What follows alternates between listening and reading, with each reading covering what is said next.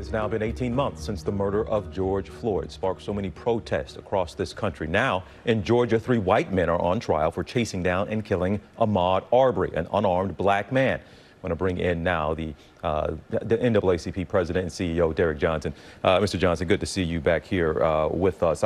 2 trials. We got the Rittenhouse trial going on. We got this the Ahmaud Arbery case as well. So let me start with the Ahmaud Arbery case. 11 white jurors, 1 black juror. Some will look at that and say, hey, black, white, or other, you should be able to be fair and be a fair juror. But why do those numbers concern you? Well, it's concerning because 25% of the population is African-American, but it's also concerning in this current political environment where jury nullification could be the outcome of this trial. The 13th juror in both of these cases is the question of race.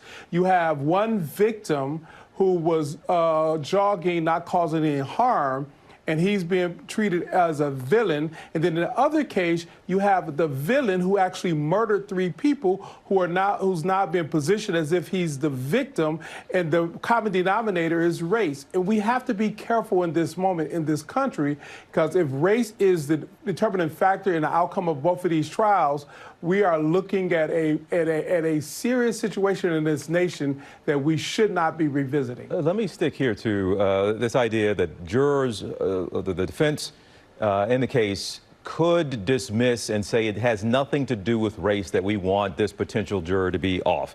Now, the judge himself said he thinks there was some intentional discrimination, but legally there was nothing he could do about it. In the courtroom this week, one of the defense attorneys actually objected to Reverend Al Sharpton being in the room, saying, we don't want any more black pastors in this courtroom.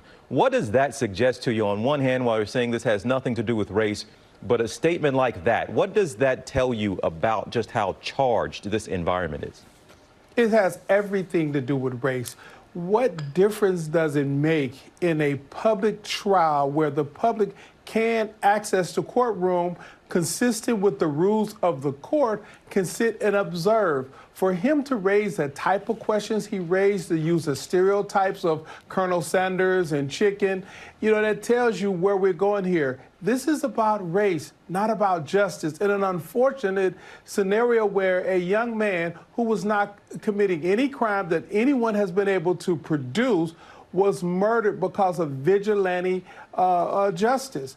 This is not a democracy if we allow individuals to assume the authority of police officers and chase someone down, pretty much hunt that person and murder that person. That's not justice. To the Rittenhouse trial here, who is, of course, he's facing charges of killing 2. What message can this send? Again, it's not a matter of the race of the victims necessarily, but you still think race plays into this in a matter of vigilantism. How so? Here's a 17-year-old who illegally purchased a gun in another state under a pretense he was going to come and protect property that was not his, for individuals who did not invite him there, in a community he did not live in. And so his state of mind was to cause harm and violence because he had no justifiable reason to be there. And the concept that he came was under this alleged pushing back against Black Lives Matter. Much of what we've seen in the aftermath of George Floyd had everything to do with race. And unfortunately, with the current political environment, we will be confronted with the potential of jury nullification when the videos clearly show that he murdered people in Wisconsin with a gun he obtained illegally in a state he didn't live in.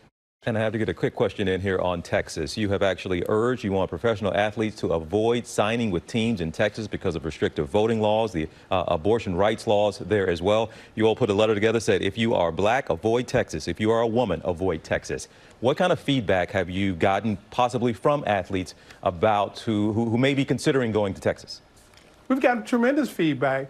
You know, athletes are also citizens, and citizens should be entitled to cast their ballot and afforded opportunities to have a prosperous and safe living environment. And that's what the letter is about. If athletes are considering through free agency to go to certain states, they should know the whole story. It goes beyond just what type of deal they cut. It's what type of environment they want to place their family in. For the African American communities, athletes and entertainers have always used their platforms for social good. So we're calling on athletes and entertainers to continue to use their platform for social good. NAACP President and CEO Derrick Johnson, always good to have you here with us, my man. We'll see you down the road, okay?